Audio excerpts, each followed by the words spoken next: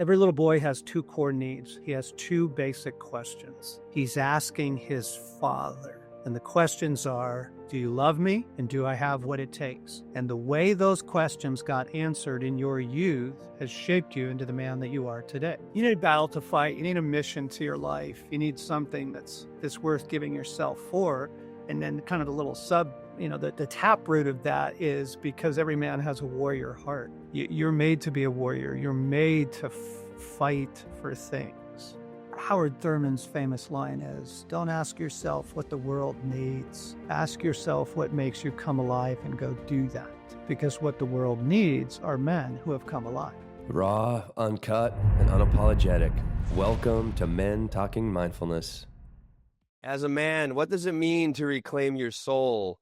Today we are with Wild Heart author John Eldredge, and we are going to explore the deep desires at the core of every man's soul. Fighting a battle, living an adventure, and pursuing your beauty.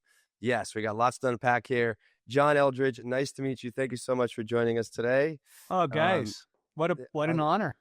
We're excited, very excited. Honor, yeah. And of course, I got to go by Commander John McCaskill today because I got two Johns on the show. So I might, so now we got like a little bit more respect for John with the Commander title on top. So great to have everybody here. And hey, anything like we're gonna you can look at the show notes for John Eldredge's work out there that he's doing. We're gonna talk about an app that he has which is really wonderful called Pause. Everything Men Talking Mindfulness, head to mentalkingmindfulness.com. And we have our meditation course coming up on April 27th. So John, one breath grounding practice, or say hello. What do you need? Well, other John, great to see you. So excited to have you here. Love your book, Wild at Heart. And I know you have many others that we need to get into. We'll start with this grounding practice, just one breath, simple. And yes, definitely want to talk about the Pause app here. Yeah, for sure. Bit. So for the three of us here and for our listeners and viewers, if you would, just get comfortable. And whatever that looks like and feels like for you. And if that includes closing your eyes, if that's available to you, I invite you to do so. And just bring your attention to your breath to start. And let's begin with a nice, easy exhale, letting it all go. Bringing your navel to your spine and holding empty. And now a nice, deep, slow breath in, holding at the top and letting it go. Nice and easy. Letting it go, letting it go, letting it go. All right. Nice breath. Well done, all. And now let's open your eyes and get into this. This is so exciting. Again, I think John, both of us are a little nervous to have you here. so we're gonna have a little rock star. You know what I mean? This is this is an adventure for us. We're actually just defining what the word adventure means, and it means something hazardous or something exciting. Taking a risk. Yeah, taking a risk. And here we are. This is going to be an adventure. Just having you on the conversation. So cool. Hey, John, we'll jump right in. So, if a man, for some reason, if they only listen to 5 minutes of this show, or rather, let me flip this. If they listened all the way through, what do you hope one thing that he walks away with? That the care and restoration of your masculine soul is actually your primary task. Because everyone else in your world is waiting on it. If you're a dad, your kids need that. If you're starting a company, it needs that, right? If you're coaching a team, it needs that. You cannot neglect the life of the heart. You can't neglect it and not wind up in depression or addiction. I love that because I'm very task oriented. It's a matter of like I have my task list and I check it off. And sometimes I'll do something that's not on my task list and I'll actually go back to my task list, write it down just to check it off because I get that little dopamine hit. But I've never written that as my primary task. And I think I need to write that at the top of every day's to-do list. I love that. So, all right, great. Will. No, I know. I mean, what an excellent definition. Like it's, I was going to close the show with that one comment. It's amazing. But I think what'd be important for us to know is like, so I mentioned at the beginning, like, what we have these deep desires. And one thing I loved about the book was just like how you really speak of the heart, right? Wild at heart. And, we have these three core things that we need in order to really fully embody the masculine that you're talking about. Right. So, break down for us, please, and why they're important, like, a battle to fight, an adventure to live, and a beauty to rescue. And so why are these three things so important to us? Yeah, let me tell you how I got there. So I was a young therapist. I was seeing a lot of male clients. I was also raising three sons at the same time. So we're living out a little micro experiment right there in our house. But I was doing a lot of workshops and not just in the US, but abroad. And what blew me away was no matter the struggle, no matter the particular crisis or addiction or whatever, like the core issues for men are the same. And we can get into that today because I think it's going to be really important for guys' healing journeys. But there is a deep desire, like even guys, even honestly, like in the drug prisons in Medellin and in the Amazon rainforest, this content has proven true across Mm, culture and across time.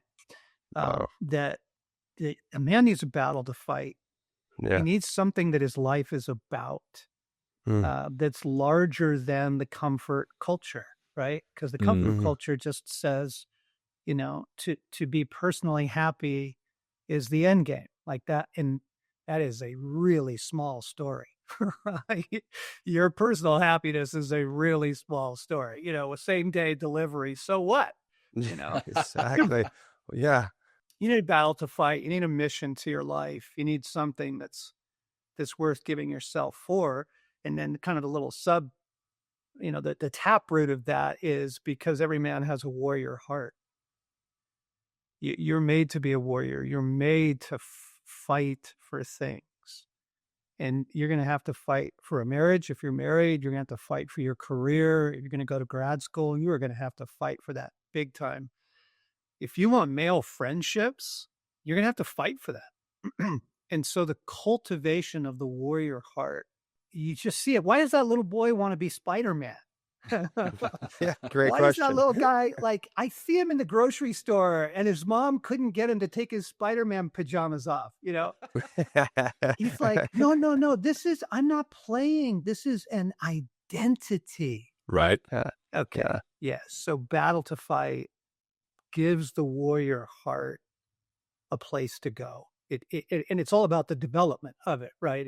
You're not instantly crushing it in your battle to fight, right? But it's the process of the training and the honing and the development of the warrior heart in men. And we've been told that that's wrong. We've been told, don't be a warrior.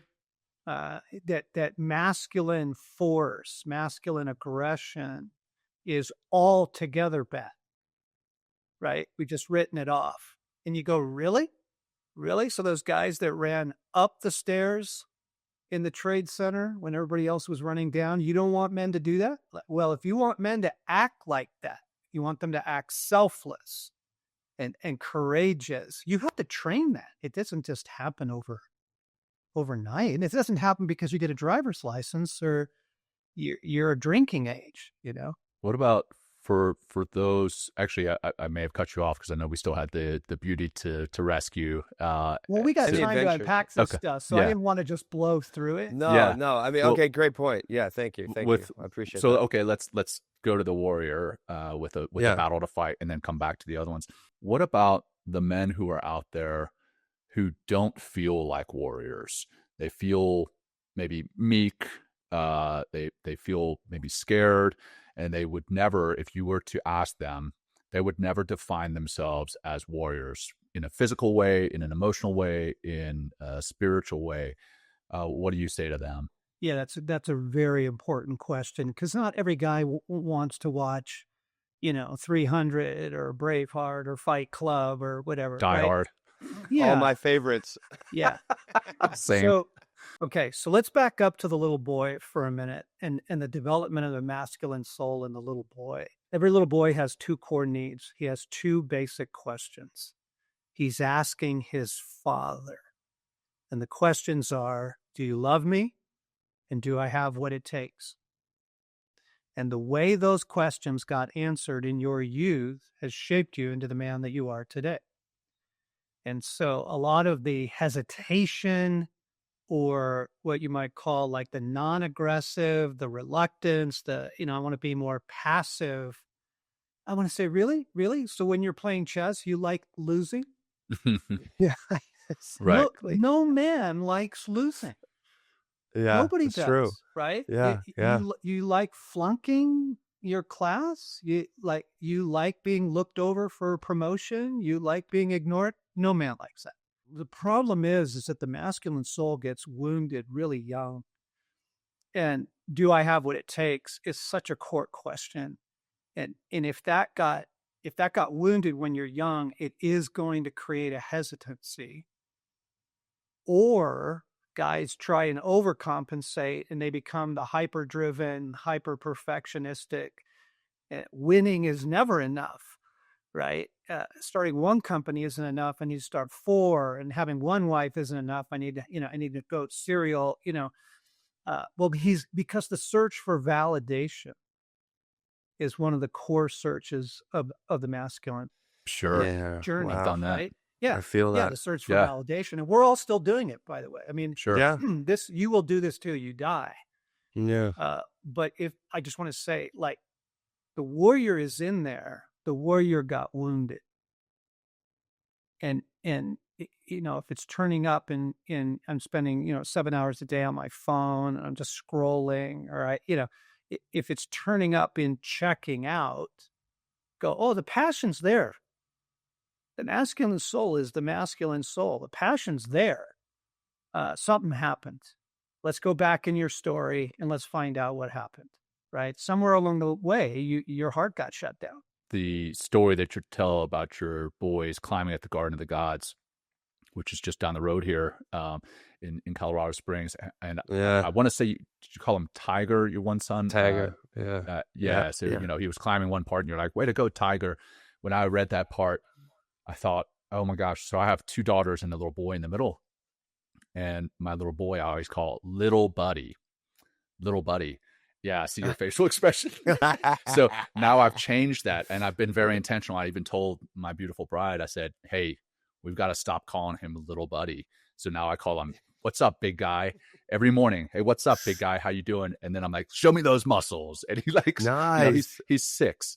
He just turned 6, and he's like flexing. So I think hopefully the wounding that I may have done by calling him little buddy is no longer going to be there. But anyhow, so Will, I know we want to come back to the beauty and no, yeah, I just really want to appreciate what you're saying there, John, as far as like, that's, what gets me out of bed. I mean, this show really has it's created a lot of purpose in my life. I'm sure I speak for John too when I say that. I mean, it gets me out of bed because I have a battle I'm trying to fight is to bring this kind of information to more men, so we have a healthier, stronger, and we know when people are healthy and strong and on purpose, like things really begin to change in society because they change the man, it changes their family, and it continually changes throughout the community. I mean, this is the effect that you had by taking the risk and publishing this book, you know what I mean? And all the work you've done subsequently is because you took the purpose, you went forward.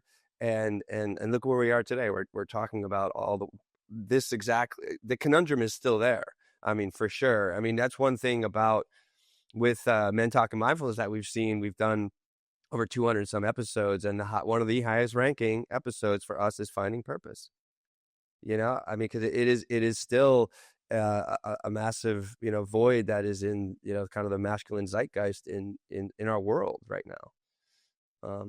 So let's go into so what flows along with that and I feel it, we all of us feel it here, is that sense of adventure. Like there is something about adventure that carries us forward.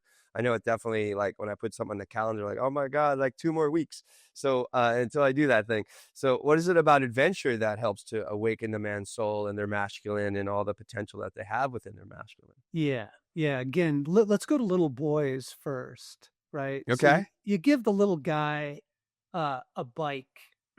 It is not enough that he learns how to ride it. Yeah, Pretty you gotta jump. You soon, gotta jump it. come on, he's going to be doing little jumps. He's going to be Yeah. racing, Wheelies. the Yeah. other kids on the street. Yeah, he's going to be doing tricks. And what's really interesting is when he's doing those tricks, he really wants his dad to see. Yep. Oh, 100%. My Yeah, son right. has Very done the true. tricks, and Yeah. he's like, "Daddy, did you see that?" Exactly. Like, oh my gosh, no, I Wow. didn't. Okay, so there's Yeah. the do I have what it takes thing Yeah. again, right? There you go. Nice. Adventure is a spiritual longing that nourishes the masculine soul. And again, it's different for different guys. Some guys are like, oh, just get me on a ski slope, get me on the double black diamonds. I come alive. Other guys are like, yeah, not so much. I'm not, but I love travel. And I love going overseas and exploring culture and that sort of thing. So that the adventure looks different for men. For some guys, it's starting a business, right? Yeah. And for other guys, it's triathlons. Yep. Far out. Okay. The thing is, it nourishes the soul. Adventure nourishes the soul. And the fascinating thing is, one of the number one reasons men have affairs is not for sex. It's for adventure. Yeah. They got bored. Yeah. Right. They got bored with their life. They're just dying inside, sitting in a cubicle, and something cute walks by, and you go, "Whoa, that's an adventure!" Right. What could that Right. be? Right? Yeah. Mhm. So, to what was Thoreau's thing? Oh, the Most men lead lives, right? yeah. Oh shoot, what is the actual quote? Most men Like, lives. Quiet, desperate. Is that the one? Yeah, Quiet yeah, desperation. Yep, quiet desperation. Yeah. Yeah. So that's the masculine soul without adventure, right? He's got nothing that's energizing him. But the other thing is this, like, this is a fascinating thing. If you get some guys together around a fire or over dinner or something, having drinks together, you ask them, tell me about the best moments in your life. They're going to tell you stories of adventure. They're going to say, oh my gosh, my friend had this sailboat and we were offshore and this wind came up. We thought we were going to die. Honestly, you're going to hear, because that's when you feel most alive, right? It is when you're pushing the limits, when things are because adventure, Yvon Chouinard's famous line on adventure is, adventure starts when things go wrong. I love that. Yeah, it's right? true. Yeah, it is. Adventure starts when things go Mhm. wrong and your company's sideways or your kids are sideways. And well, here's because it is calling you out as a man. It's requiring you to step up, get bold, get brave, take action, right? I love it when stuff goes wrong. I'm a big wilderness guy. So, we do whitewater rafting and, we bow hunting and stuff like that. I love it when the stuff goes wrong because it calls something out of me that same day delivery and DoorDash doesn't. Right. Yeah. Well, you get out of your comfort zone. When things go wrong, it's like you go, oh God. And it's also, I think what's also very masculine as well is we love to be problem solvers. I'm like, oh, and we got an adventure and a problem to solve. It's like, I'm totally alive, right? There you Like go. 100%. Yeah. That's good. Yeah. Yeah. Wow. Again, kind of sticking along this adventure line and then coming back to the beauty piece. I know you and your wife have written a follow-on book for women. I have not read that. But what about for women who might be listening to our show? Because we have about 30% women listeners. Some of them might be like, well, I like adventure too. We had Kristen Ulmer on here at a super adventure skier. She craves fear. What about them? What about the women who may be listening? Yeah, exactly. Women take a more relational approach to life. They tend to be more relationally dialed in. If you want to know, hey, what's going on in the family, don't ask the man. Ask the woman, right? Because she's gonna be tuned into the relational dynamics. So I want to point out a lot of their adventures are together. Let's go do something together.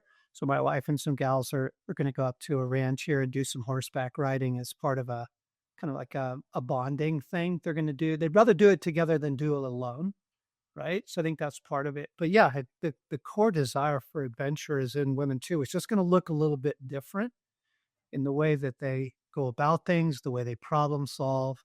And the search for validation for a woman is not as strong as a driver as the search for belonging. And here's why. Because a man's worst fear is failure. Because it means you don't have what it takes. You suck. Well, there you go. Right? Yeah. Okay. The question. Yeah. Mm-hmm. Men fear failure like nothing else. Okay. They fear exposure as failures. Okay. Women fear abandonment and betrayal. It's a relational fear. It's a contextual fear, which, by the way, is awesome, like, because that helps keep the whole world oriented towards relationship and connection, right? George Gilder's famous line is, if it wasn't for women, men would just be naked nomads. Right? We'd be stuck in Adam. Yeah, right? but even as you're raising your kids, you think about the boy, he's going to fear failure more than the daughter is. The daughter's going to fear rejection. She's going to fear abandonment. And you can speak into those fears to build that strong emotional, bedrock in their souls. So as they move into adult life, he's not afraid of failure and she's not afraid of rejection because they've got that bedrock there, right? Mm-hmm. Beautiful. Thank you for that. And you have anything more on adventure, Will, before we move to the beauty? I mean, I just like, what about like a woman supporting a man's adventure or something? You know what I mean? Like, I like, or any woman that's listening, realizing like how important that is for a man, like to get out of the house, to do some fun shit. Like, any comments on that, or any suggestions, or maybe words of advice? Yeah. You don't want to keep him on a leash, gals. I know it feels safe. I know it feels like the thing to do. If he starts dying inside, you're not going to like the man you're living with. If he's coming alive inside, you're going to enjoy the man you're living with. You got to let him adventure. You got to let him buy the motorcycle. Like, I remember that line. Yeah, take the leash off. Which you're doing it for control and for fear. And I understand that. But when he comes back from that 3-day, sailing thing with his buddies, he's going to be more alive. Yeah. And you're going to enjoy the fruit of that. Right. So you don't want to just chain him to the, to the front porch and say no further. Right? Yeah. The old ball and chain, right? Yep. Yeah. I think I'm the old ball and chain in my relationship right now. My wife was raised with 6 brothers, and they call her Sarge, and she is just full of adventure. I mean, this woman, I think she read Wild at Heart and is living it. Right on. But yeah, as a woman, as an amazing woman, an amazing. She's woman. a great. Yeah. She's a great woman. Yeah. Yeah. That's beautiful. Yeah. Okay. So speaking of women, then what we were describing at the very top of the show was a man needs a battle to fight. He needs an adventure to live, and he needs a beauty to love and to fight for. Again, it's just fascinating. I've been watching some of the World War II documentaries on the early air crews. You know how they would paint the beauty on all those B-52s? Yeah. Why is that? Why do we have cheerleaders in March Madness? Yeah. It's a fascinating thing. This isn't just about gender roles and sex or that sort of thing. Point. No, there's something in a man's soul that when the beauty is in the room, everything changes. In fact, okay, so if you want to instantly upscale the conversation of men, 5 guys are sitting around a table, have a woman walk into the room. Exactly. Okay. Everything changes. Yeah, it does. Exactly. Well, the pecking order comes about even more. All of it. There's so much. Yeah, that's right. Yeah. Will. Yeah, that's good. because it calls you up, right? It calls you up, and it calls you out of your small story into something bigger. And uh, I'm really big on the kind of the humanity story as it's recorded in Genesis 1. I think it's a fascinating, the opening chapters of the book of Genesis. It's fascinating. It's so fascinating because it says it is not good for man to be alone. He needs Eve. Adam needs Eve. And this is really mind-blowing stuff. The Hebrew, and I know I'm kind of a little bit of a Bible geek right here, but hang on. The Hebrew for Eve is life saver. It's Azor Genedgo is the Hebrew. Life saver. She's not limp. She's not passive. She's not just the damsel in distress. Like the idea is if she's not there, you're going to die. And that, I think that's really powerful. I think that's really true to men and true to the relationship. So some guys don't find that, and some guys have lost love in their life, and there is loneliness and there is heartache. But if we can at least just start with the core longing, you're not meant to do it alone, fellas. Yeah.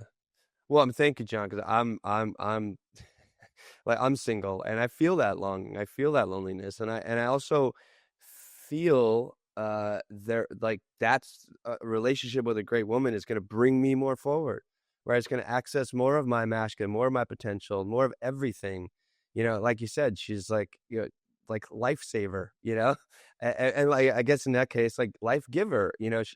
A woman, to a man, like I'm sure both of you could, to your spouses, like could really attribute like so much more life, so much more creativity, so much more abundance, because of the feminine energy and the bond that you guys have created. Yeah, that's right. Yeah, and again, there's seasons of life where you will find yourself alone.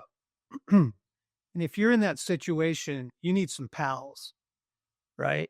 Like you got to have a couple guys in your life who they're in your foxhole with you, and you're looking out for each other and checking in and how's it going? You want to go get dinner, that kind of thing. Don't do it alone. But man, if love is not in your life right now, be open to it, please. Stay open to love, stay open to the relationship. I love that. And, coming back to the old ball and chain, if you will, Will, what you were just saying about having a bride or somebody in your life that could bring some more adventure, more love into your soul, this type of thing. I would say that that's if you continue to fight for her. Just because you're married doesn't mean you can't fight for her. Like you said, John, you've got to fight for that marriage.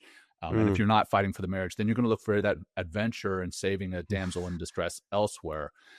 And I couldn't help but smile also when you were talking about the cheerleaders. I ran track and cross country when I was growing up, and there was this one girl clearly on the girls' team named Molly, and I had the biggest crush on her for years. And when it was just the guys running around the track, hey, we'd be running. But as soon as she stepped on the track, my chest would puff out. I'd be like, okay, yep. I've got to run faster. Look at my stride, baby. Look at my stride. Anyway, I just couldn't help but think about that. 100%, guys. It's just true. Yeah, very true. Very, very true. All right. So we've got the adventure, we've got the battle, we've got the bride, or not the bride, but the beauty to save or pursue. So you talk about men reclaiming their soul, and we've covered quite a bit of that already. But what does that mean in today's world, and what gets awakened when they do? Well, I think before we go there, because we do have to have a little bit of conversation about the current pressures and even the current social climate. But before that, every man is wounded. Every man carries wounds in his heart and soul. And the formational wounds tend to be when you are young, but not all of them. Not all of them. It may happen in your 20s. You may have been kicked out of grad school or something that was really, really wounding and really shaped you and shaped your identity. You can't ignore the wounded soul. You just can't. But most men do. Most men ignore it because to be wounded is to feel weak, and men hate feeling weak. To be wounded is to be in a place of need, and men hate. And it's the old never stop and ask for directions thing. Right. Right? Thank goodness for GPS these days. Oh my gosh, GPS rescued men from the shame of asking for direction. Oh, God forbid. God Yeah. forbid. But guys, like, just as you're thinking about, okay, what does my masculine journey look like? Part of it is forward looking, but part of it is looking into your story and the wounds that your soul still carries. Like, what's the anger all about? What's the fear all about? Why don't you want to get close to other guys? Why are you so furious at your dad? Why just your stuff, right? All your stuff, your compulsions, your addictions, because the addictions are just medication. It's never about the addiction. It has nothing, almost nothing to do about the porn. It's what are you trying to medicate? What is hurting inside that's your particular medication. There's going to come a point in your life where you're just going to have to do business with this. And so as we talk about masculine formation, the recovery of the masculine soul, dealing with the significant wounds in your life is unavoidable. Right. Because something's going to keep triggering it. Right. Until that thing is healed, right? You talk about courage. You talk about going on an adventure, like, I mean, for real, like going deeper into your soul is definitely, it takes a lot of work. I mean, and that's some of the things I'm looking at now as I'm trying to find my beauty. It's like, oh, wait, like, what do I need to look at here? And what do I need to be doing in order to take the proper, or the best next step, for sure. If you're a I beauty really out there appreciate you. listening, sorry, if you're a beauty out there listening, Will is here to save you. Let us know. That's actually better. Right here. It doesn't make me sound desperate. Thank you. Okay, yes. Let me save you with a woman. Let me save you. Yeah. Yeah. I love you, brother. No, I love you too. Thank you, John. I actually feel better now. Whew. I thought we were going to get dark there for a second. But awesome. Yeah, no, I really appreciate you using the word courage, because courage is a really core masculine value. That's in the heart. Yeah. And it's in the courage to look at your brokenness. And then what goes with it, I almost forgot to mention this, is the poser, the way you're faking it. Oh, yeah, this is a great part of the book. Right? Because of our woundedness and because of the way the question, do I have what it takes, was, am I loved and do I have what it takes? The way that was handled in our life, most men are faking it. They lead with the false self, right? They lead with the really successful guy, or they lead with the athlete. They lead, if they're smart, they're gonna lead with that, and kind of use their intelligence to hide behind. And so the man, I'll tell you what, the liberation that comes when you deal with the false self, it's almost intoxicating. It's like, I have been living under this all my life, this false self, the way you handle stress, the way you handle intimacy, the way you handle criticism. You've got a false self that's out front there. Yeah. And until you face we call it the poser, until you face the poser and why you do it, which is back to the wounding, and the self-protection. The poser's there to self-protect. Till you face that guy, you're not going to find the real thing. I had a job in DC. I was crushing it. I mean, seriously, I was in White House meetings. I was having kind of the dream. And I was walking down the driveway of the West Wing one day, and this voice kind of asked me this question: "Are you enjoying this?" And my answer was, "No, not really." And it was like, dude, you're in the wrong line of work, man. Like, this is the pinnacle experience for the, the DC, kind of crowd, whatever. And you're not enjoying it. Well, it was a false self for me. It was a total pose. I was total poser. I Well, literally, how would you show up in that poser if you don't mind embodying that poser again? Like, what was yeah. if you would, please, yeah. So I would take my shirts to the cleaners and I would ask for extra starch. I'm laughing because I've been there too, and now I see you wearing the Colorado shirt. That's I mean, you're a Colorado right there. Yeah. So I love it. You're got probably starch not in my showing shirt. up at the West Wing with that shirt on. No, I would now though. I would. Yeah, because you're authentic. Yeah, because to be true, right? That's another way of saying it, is living out of trueness. So I would lead with intimidation because I was actually scared inside. And my boss actually took me to lunch one day and he says, "Do you know that everybody else in the office is intimidated by you?" I almost burst out laughing because I'm like, "What are you talking about?" Like, I don't feel that way inside, but it was my fig leaf. It was my poser. It was my false self. It's the mask. It's the way I was trying to not be exposed, is the other way of saying it. The poser is designed to keep us from being exposed for what we fear. We fear we're not smart. We fear we're not, going to be able to handle the job. We feel not going to be able to handle the woman. And so we lead with the poser. Man, the poser is in the way, guys. You have got to name the false self. How are you doing that? How are you faking it? And you got to lay it down. And it's going to feel like one of the scariest things you've ever done. But true life is on the other side. I remember in the book you talk about having another job offered to you that you were going to be killing it, and then you had kids and you had no way of paying for grad school, and you're like, well, the easy option is going after this job that's going to kind of quote unquote solve all the problems. But then you call them up and you're like, "Hey, no, this isn't the job that I want, or I'm not your guy." And then the next day, what did they call for your mortgage or something? And then the next day, a friend of yours called and said, "Hey, I want to pay for your college or your master's," I think it was. And that's faith right there. So you have to have faith, I mean, which comes to a huge chunk of what Wild at Heart is about. It's based on Christianity, or a large chunk of it is. Having faith in something to take those, leaps of faith, just that.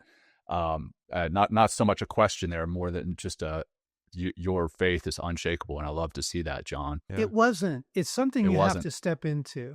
You take small steps towards it. Right. So maybe small steps of faith rather than leaps of faith, huh? Yep. I think so. I think it's like any other faculty. You learn to ride a bike, you learn to drive a car. You have to learn to trust. And for those who are from faith traditions, there's a reason that God is called Father. Wow. Yeah. Go deeper. Yeah. Great point. Well, because you're not meant to do life alone. This isn't on your shoulders. You have a dad who loves you, and he's generous and kind. And he's got a story for you. He's got an adventure. He's got a battle for you. You're not meant to figure life out on your own. And what a breakthrough that can be. That leads me to another question. For another percentage of our listeners, we don't have the demographics of who's Christian and who's not. But for those who may not be of Christian faith, what are your comments to them? What are your thoughts? And I'm sure they're going to get a lot from the book, but a lot of them are also going to be like, well, I can write off the Christian piece. What do you have to say to the non-Christian listeners? Well, one of the most fascinating little social experiments of the 20th century was the 12-step recovery movement. 100%. It is a fascinating story. Why did that thing work? It still is working. Right? Still. Brilliantly. Yeah. It's a fascinating thing. Why does that work? And you can't go through the 12 steps without coming to some recognition of who are you serving? What's your higher power? Yeah. What's the bigger story? Hmm. Your own story is a really small story. Yeah. Right. And when it's Right. all about you, that's a super small story. And Yeah. most guys are living in a real small story. I have. I think you do have to answer some of the life's big questions. Why am I here? And where is meaning? And pretty quickly, from my perspective, you're going to be at how in the world, how in the world did something so beautiful and intricate as the natural world just happen? This can't be accidental. Neil Postman's got this great article on it. And he was in New York. He was at the New York college there, and when he was writing, and he said, for most people to be given the answer, how did it all begin? With an accident. How will it all end? With an accident. And he says, the accidental life for most people is not worth living. It just doesn't, that doesn't satisfy. It doesn't meet the need of the human soul. So for those who are wondering, I say, there's a big, big difference, folks, between religion and having a relationship with God. There's a massive difference. So many weird things are done in the name of religion. So Yeah. much Thanks for saying that. bullshit. Agree. It's just Hmm. unbelievable. Yeah. Really. Right. Religion is I'm what with you. turns people off to God, not God. Yes, Right. religion and people. It's a, Yes, thanks for Yeah, saying religious that. people. absolutely. Yes, Yes. totally. So I would just say maybe separate those things and say, I love the beautiful world. I love the ocean. I love music. Where did that come from? Whose heart is that? Because I'd like to get to know that person. So John, he's got the Wild at Heart fires all over the country for men, and I went to one a couple weeks ago, and we're sitting around the fire, and somebody said something that I don't know who they were quoting. I forget. You may actually know this, John, but he said, someone said, "I don't have enough faith to be an atheist." Meaning, right? Like, how did this all come to be? There's no way that this all just miraculously conjured itself up. And then, as far as the religion and knowing that there's a higher power, the difference between the two, I have a friend who says religion is sitting in church thinking about being in a boat fishing, whereas spirituality is sitting in a boat fishing thinking about God. I've always thought that was a great way of putting it and distinguishing the two, and not being put off of your own spiritual beliefs because of religion. So I love that. I love that. Yeah, I really appreciate this discussion. Like, I grew up in the Catholic Church, very religious, very ceremonial. I was even an altar boy, for way too many years. And, in that context, it just never really spoke to me. Like, I even asked my dad, like, they'd always go to church. I stopped going to, church in the Catholic faith, like, God, when I was in my 30s. And, I asked my dad as he was questioning, like, why, why don't you come to church? I'm like, well, Dad, do you leave church like spiritually awakened and spiritually like alive, and you like have like a greater mission or something like that? It's like, no. I'm like, well, like, I feel like I'm wasting my time if I'm not, going to, a spiritual based, religious faith and not coming out and feel some sort of spirit, so. But I really enjoy what you're saying as well. It's like, whether you call it Jesus or whatever, how many of gods, the way people describe God, it's that higher, there's something beyond us, that I think that we need to acknowledge. And when you acknowledge that, I feel like life gets a little bit more, it gets easier, and that's one thing. We had George Mumford on the show, who is like a great mindfulness coach. He was like the meditation teacher of like Kobe Bryant and Michael Jordan. He talked about faith, and he really described faith as like just having trust that there is something going on than just your day-to-day monotony or your day-to-day experience. And I really appreciated that, because like there is, and that's what really that faith kind of carries us forward, but also leads us through in order to have that faith, like what's getting in the way of like us connecting to something more meaningful? Well, how does like the faith, how does that help us connect to that higher purpose? Because like you talked about serving, like can you talk about that for a moment, like serving a greater purpose, serving like God's vision for the world or something? Yeah. Yeah, that's right. We can tie a couple threads together here because another way of defining what does masculinity look like in expression, right? Great. If a man Yeah. is becoming more wholehearted, if he is Mm, becoming more less of the poser and more true, mm, um, it is courage and strength on behalf of others. It's not narcissistic. It's not get the new car, take a killer trip, leave your wife for a trophy wife. It's not narcissistic. True masculinity, it is courage and strength on behalf of others, right? And that is what changes the world, right? That's what makes the world a better place. So if we're thinking about the power of love, I mean, you could ask any human being anywhere on the planet, what is one of the most greatest things in your life? What's the greatest force? And they would say it's love. It's love. It's being loved and having people to love, having work to love, having. I've said it's on my wall, but it's true. I mean, but that's also deep inside us too. There's an energy to love, that really makes us whole, like you're talking about. Can you go a little bit further into that aspect of man? Yeah. Yeah. Well, you were asking, so how does that hook up to meaning and how does that hook up to our spirituality? Well, um, you have a world of highly relational beings. Okay. And all the work that they're doing now on attachment and attachment disorders and Bowlby's work on attachment theory. Why is solitary confinement a punishment? Right? Like why is it like the worst punishment? Okay, because we are highly relational beings. And my take on that is because you're made in the image of a highly relational being. Okay, why is love such a powerful force? Well, because God is love.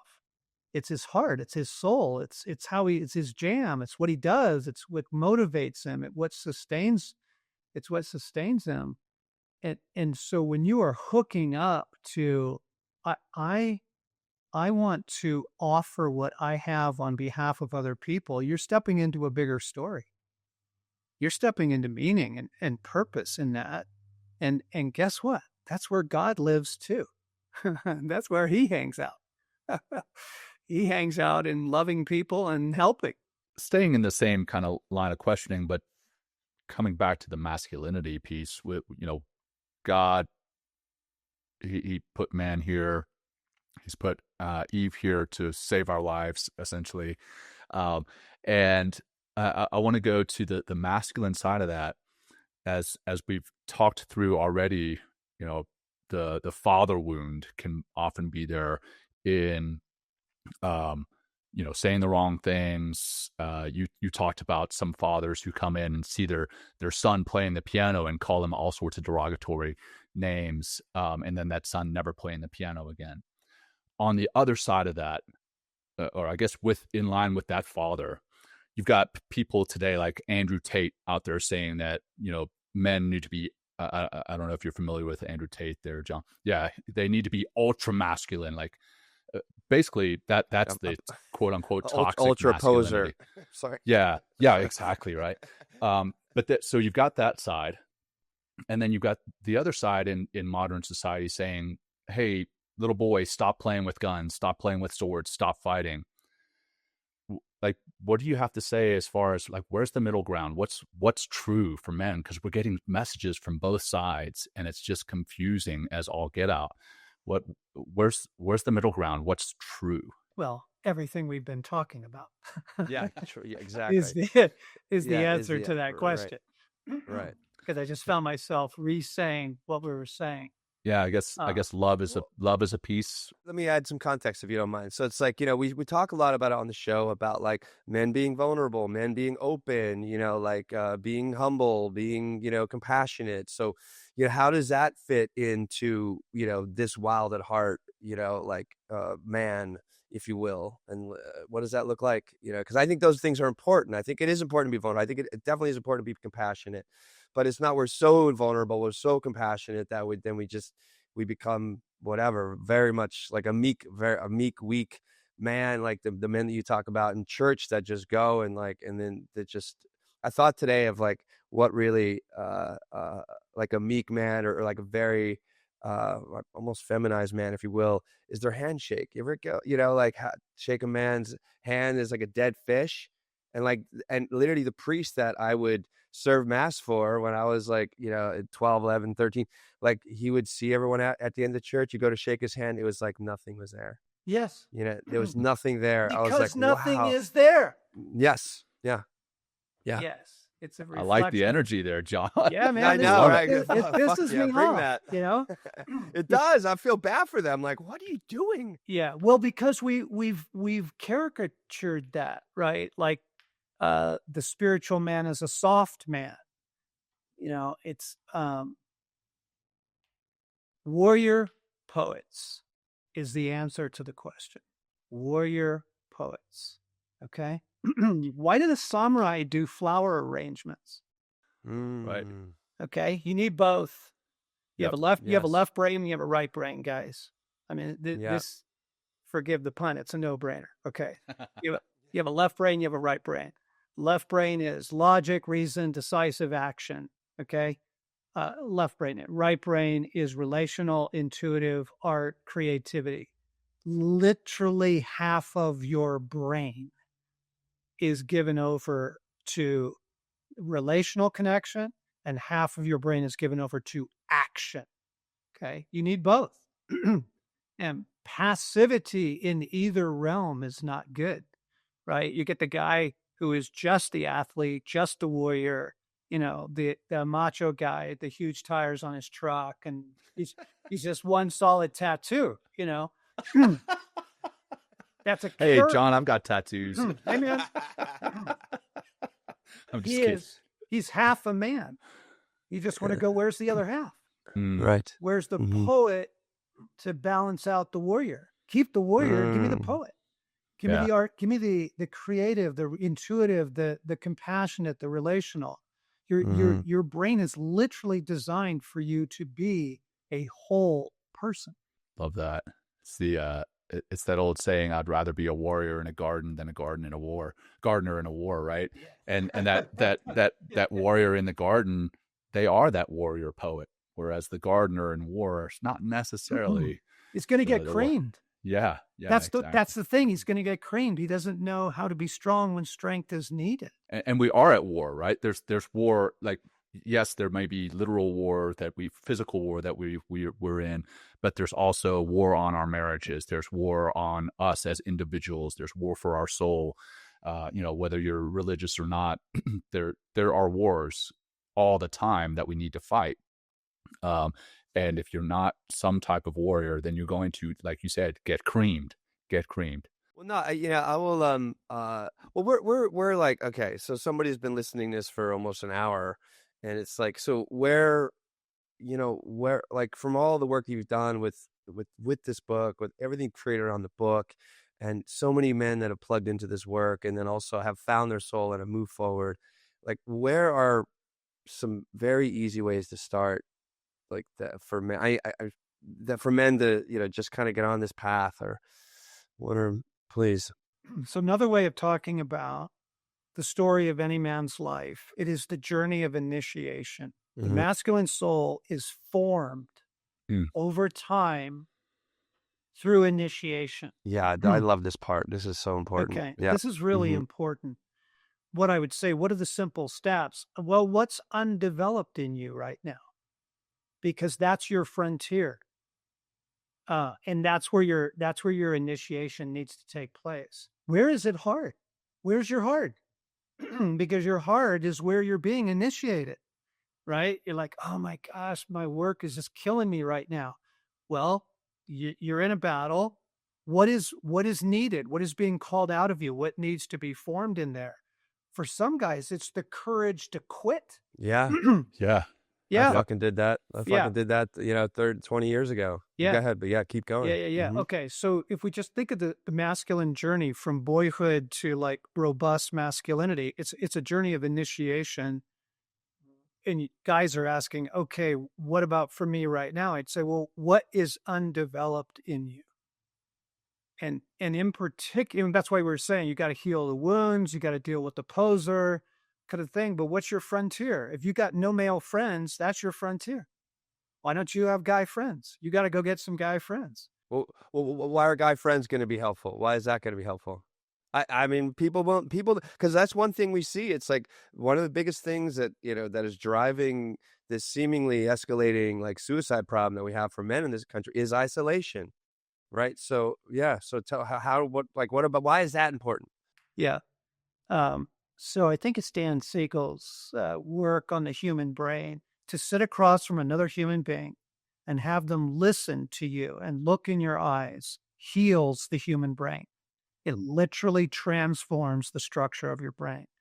Okay. You need to be in the company of good men, and you need to be in the company of men who are, they're not just kind of, they got your back, but they're also calling you out, right? They're like, hey man, you seem really low in the water this week. What's up? What's with you? You seem really pissed. Why are you always pissed? How come you come to this group every week pissed? What is that? Like, you need that. You cannot, you can't look in a mirror and take the journey of initiation. You just can't. You've got to have dudes around you. And those guys, hold you accountable, right? If you come back to that meeting every week and you're pissed for the same reason, they'll be like, Yes. okay, what are you doing about it? Right? Exactly. Like you said in the book, Exactly. you don't want to be sitting in a circle just of a bunch of nice guys that are just going to be like, yeah, man, good job. It's guys who are going to hold your feet to the literal and figurative fire. Yeah, that's right. Yeah. That's right. So what is reclaiming the man's soul? What does that do for, his relationships with his community, with his kids, with his spouse? Yes. Yeah. Howard Thurman's famous line is, don't ask yourself what the world needs. Ask yourself what makes you come alive and go do that. Because what the world needs are men who have come alive. Okay. And what does it do for the people around you? Do you know that Carl Jung said that the greatest psychological effect on a child is the unlived life of their parent? If you are essentially sad, if you are essentially bored, if you are not in a bigger story, if you're not energized about anything, if you're not living for something, you're going to crush your kids with that.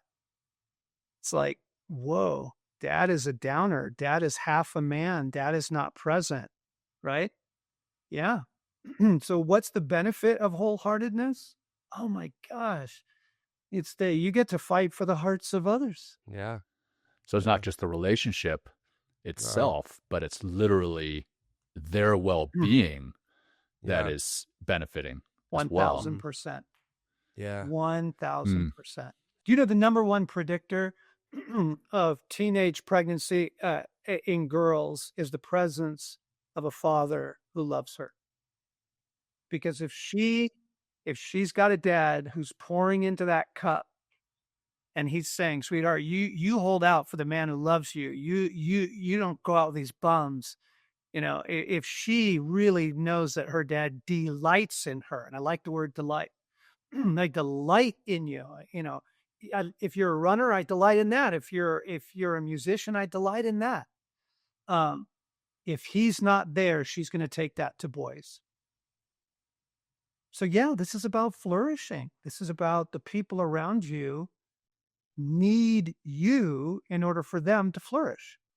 It's also, the heart is just such an amazing, it's an organ, but it's like, I feel like it's the first brain, in a lot of ways, like, because it has its own communication, its own way of, like, we can pick up our own electromagnetic frequency, like, so when my heart is dead and weak, like, I can feel that in people. That's the dead fish, the dead fish handshake, because it's just like, you just feel like, those kind of people are just like, subdued, or just like, very a half of or third or almost a tenth of who they can be.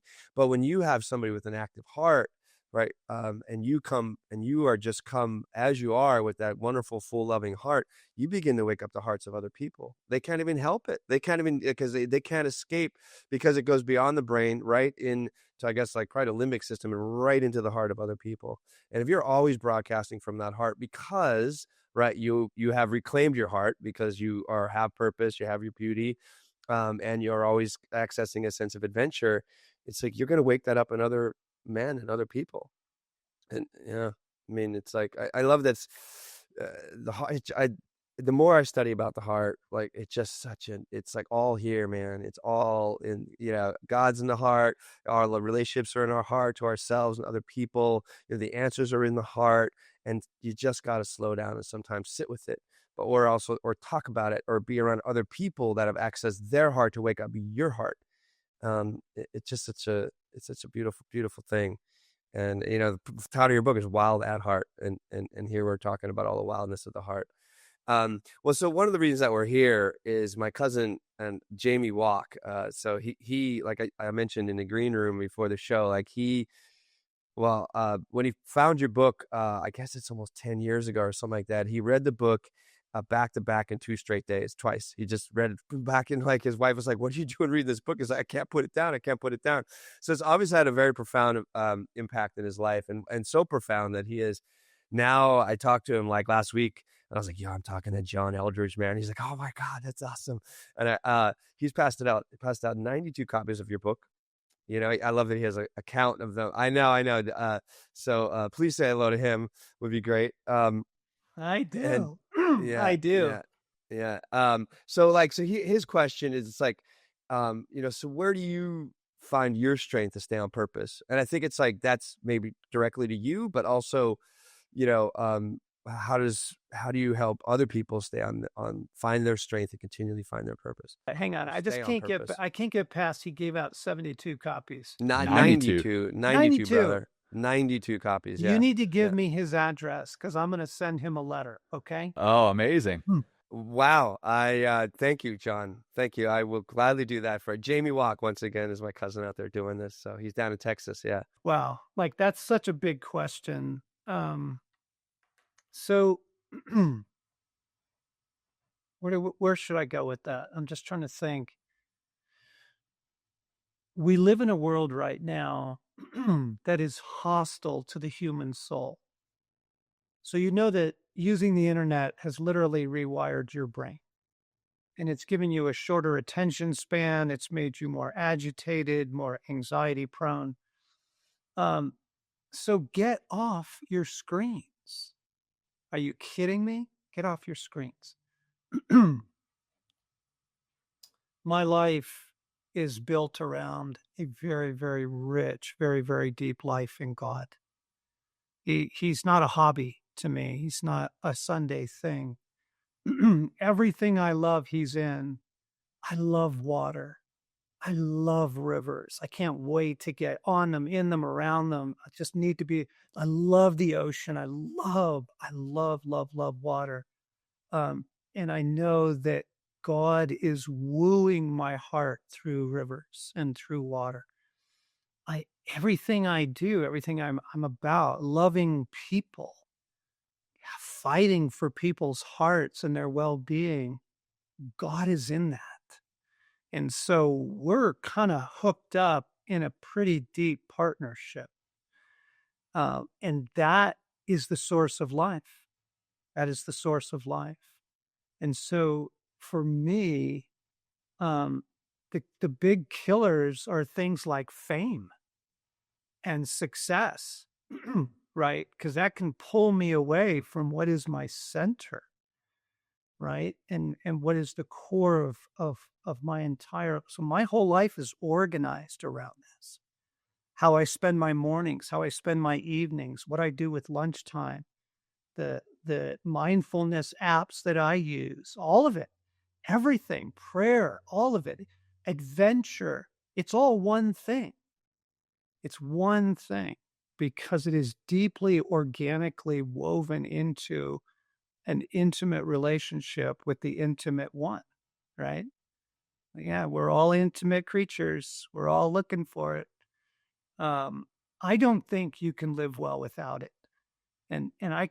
It wouldn't be loving for me to give any other answer. It's not loving to say, well, just find a hobby that kind of makes you happy. It doesn't work. It's not a big enough story, and it's not a fountain of life. So to be a loving man, I need to say, to discover a life that is deeply rooted in an intimate relationship with God is the most extraordinary thing you can have. And to organize your life around it in a way that is nourishing and enriching. And okay, stuff like this. I got to just tell some stories. Please so do. I'm bow hunting elk in the wilderness in Colorado. Amazing. A couple years ago. I'm standing on the edge of this canyon, and there's a herd of elk down in this canyon. I know it. I can hear them. And I'm like, I know what these elk are going to do. They're going to come up into this meadow I'm in. I'm in the perfect location, but they don't. They bail out of this canyon and they head south. And then I call God Papa. And then Papa says to me, he says, get in the woods. So like, you can hear the voice of God, folks. He's very relational. He's probably talking to you all the time. You're just not listening. He says, get in the woods. I'm like, Papa, I love you. The elk are gone if you didn't notice. I'm sure he knew. Yeah. He's like, trust me, get in the woods. You're fighting with God, John. I love it. I know. Well, it's relational. It's relationship, right, folks. Yeah. It's none of this religious bullshit. Okay. So I go, look, really, the elk are gone. He's no, trust me, get in the woods. So I go bombing down in this canyon and I get in the woods. And in about 15 minutes, the entire herd, about 200 elk, come back into the canyon, and I am surrounded now. And those experiences of intimacy and beauty and adventure, this is what the human soul is made for. And so I'm just describing a life that is available, that's not creepy religious, but is deeply connected to the source of love and life. Does that make sense? It makes a lot of sense, because it's relationship, and it's like, well, here's my question then too. So how, like, you've done a lot. How do you get in touch with that voice? Like, whether you want to, if you want Jesus, God, like other people might call it divine intelligence, the universe, like, what do you do in order to get in touch with that and create that relationship, but also like the relationship, but also to hear, to feel, to get to that trust, to get to that faith, to know, if you will. It takes place with the heart. You were talking about the importance of the heart. It takes place with the heart. And if your heart is not well, it's going to be difficult. Okay. If your heart is shut down, it's like, you're trying to call somebody and they just won't pick up their phone. If your heart is dead, God's calling and you're not picking up the phone, because your heart is the engagement mechanism. So I'd say the recovery of the heart. I would also give you two wild things. First off, he has been pursuing you ever since you were a child in the things you love. He's in the things you love. What makes you uniquely you? Is it the ocean? Is it your garden? Is it coffee? Is it writing? Is it music? What is it? You just, when you get on your road bike in the morning and you're just cycling out, like, there's something about that moment. You go, I don't know how to describe it, but it's really special. Exactly. God is pursuing you in the things you love. So you find him there and you tune in to, oh, you were here all along. I just didn't recognize that this was you pursuing me, your love. That's a really good step. Well, Yeah. You mentioned two wild things, I think. Did you say two, or did I? Yeah, I forgot what the other one was. Well, clearly Yeah. it's your next book. That's what it is. Yes. Yeah. So John, you have another book that's out now, the latest book, Experience Jesus Really, and that sounds like kind of what you were talking about there. Yeah. Can you tell us a little bit about that book? Yes. So, because of internet life, because of the overdeveloped left brain approach, we have really destroyed what true spirituality could look like and what it feels like. And so I went back into the mystics, I went back into the ancient traditions to draw upon their life in God and to write a book that would help people recover this. And yeah, it's beautiful because after every chapter, there's a pause. It's just what you did at the top of the show. The book is built for the human soul, is to take a soul's pace. So I have you pause. I have you breathe, right? And we didn't even know this about each other before we got on today. Yeah. It's an invitation to experience Jesus without the religious goo and all of the weird stuff that's been put on him for centuries. Yeah, it's a spiritual father. I'm like a desert father writing to you out of the rich tradition to say there's another way to go about all this, folks. It's a whole lot more life. To be honest, John, I when I started reading Wild at Heart and you started going, into Jesus, into the Bible, like my old Catholic self was like, oh, here we go again, like blah blah, just like, and it took me a few chapters to kind of understand the spirituality that's built in the passages that are where Jesus is speaking from, or the Bible, and the references you make in the book, because it's not a religious based thing. It's again this important relationship to something greater than you, or like an entity yourself, or something greater to yourself, and realize that we all are plugged, whether we want to realize it or not, we're already plugged into it anyway. So you might as well just go with the flow instead of trying to fight it. Yeah, Jesus is the least religious person you're ever going to meet. He doesn't like that stuff at all.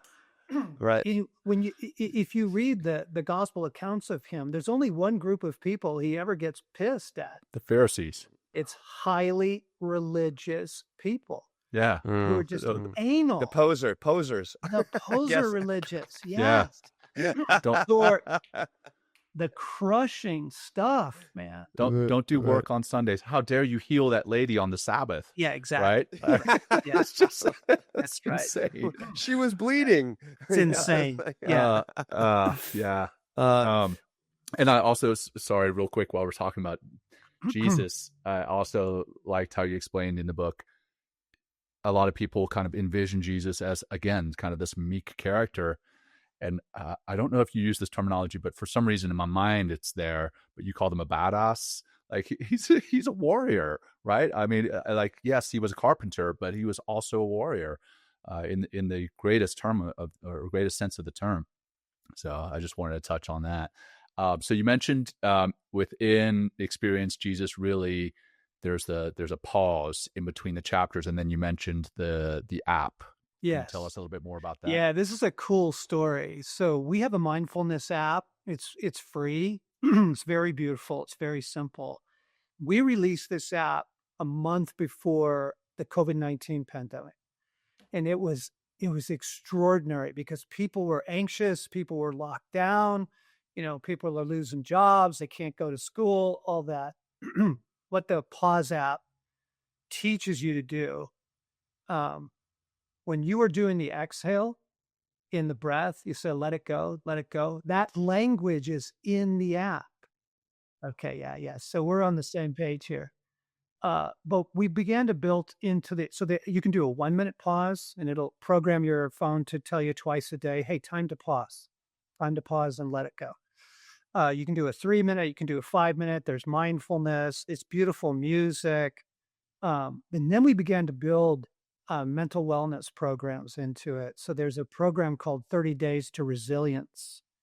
And it's a beautiful morning and evening experience. We're just about to release a new program this month in the app. That's a 20-day experience, morning and evening.